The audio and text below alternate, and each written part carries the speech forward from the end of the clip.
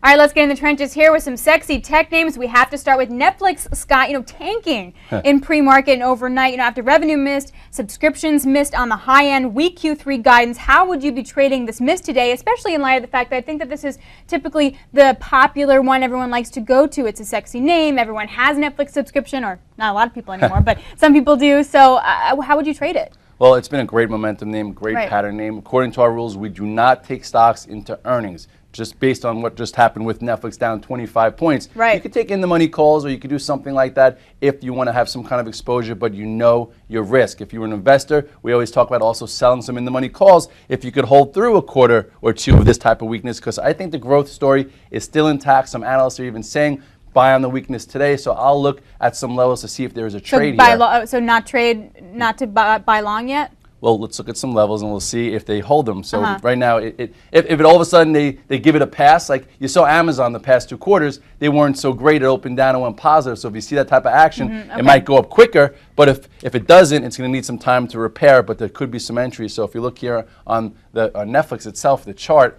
it's opening below the 50-day, which I would have thought would have been one line of defense right around 265. I see an area right around here, around 258, and then I see really big support coming in around 240. So these are the 3 levels I'm going to write down and watch. Now, as a trader, what you want to do is this. Okay, it opens up down 25 points.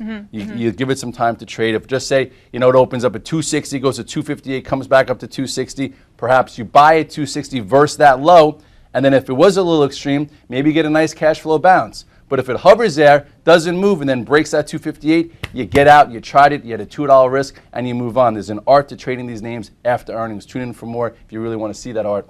All right, let's go to then Baidu, because sort of flip it, right? Killer quarter here, guided higher for Q3, made some serious cash from ads, which was, by the way, pretty impressive because that's a new market, really new revenue stream in China. Okay, so flip it. So now that Baidu's up in pre-market, how would you be trading and investing? Well, we've seen some of these great names, like a Baidu, run into earnings at the highs, gap up 12, and then sell off. We saw that in BMW, we saw that in Win, we saw that even a little bit in Apple. Sometimes that creates an exhaustion gap. So just because they had great earnings, they're going to be all over the news, you don't put new money to work here today. I actually might look as a short. Same type of strategy on the reverse. Opens up 267, up 12, puts in a high in the first 15 minutes, short versus that high, and then if it doesn't go with the futures, you could fill some of that gap because it's come a long way since that 200-day that was, I think, around 120. So don't go chasing Baidu today. I'm going to look for a little cute cash flow short, but I will have a stop. But do you think that Baidu might lead other Chinese internet stocks like Sohu, for example, which finished up Monday over 1%? Would it sort of get higher on that kind of momentum? And is there a trade there as well?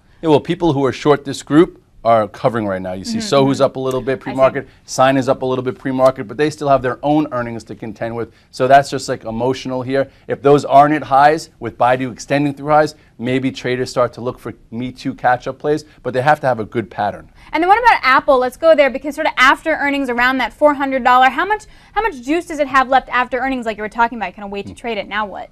Well, Apple was great for everyone. As far as an investor, a trader, it opened up new highs. Traders that shorted the extension made money. And then patient traders that looked for it to hold the earnings gap, which it did, which I want to show you here, got rewarded. Here was the earnings day. Here it held the gap. This is where it turned. This is where a lot of us got long. And then you got rewarded right now. It closed around 398.50. I think it's over 400 right now. I would not chase it, but I think it's got some room to extend, before it goes into a little resting pattern. But for this, type of investor, I would stay long if you have the patience. I think 425, 450 as a trader. Just be a little careful because it is extended from the 310 low, and they just gave you a good entry at 392. All right, really, really quick, let's hit on Google here. Keep surprising as one of the best tech stocks, right? I remember when 2007 it was, will Google hit 1,000? Do you think it has that kind of momentum now again? Well, Google has been a disappointment for most investors. It's been in this consolidation lull for a long time, and now it's starting to act better. I liked it earlier in the year, and lately it's starting to really show some strength here. If you take a look at the macro pattern here, you'll see it's coming back to the old highs, which is where you do get a little bit of selling pressure. So as long as it stays above the 600 and goes sideways, I do think we're going to get above the old high here of about 634, but it's come a long way. So if you're going to be chasing it up here as an investment, you better be sure you can sit through a little bit of a consolidation. And hold it for a while. Okay, let's get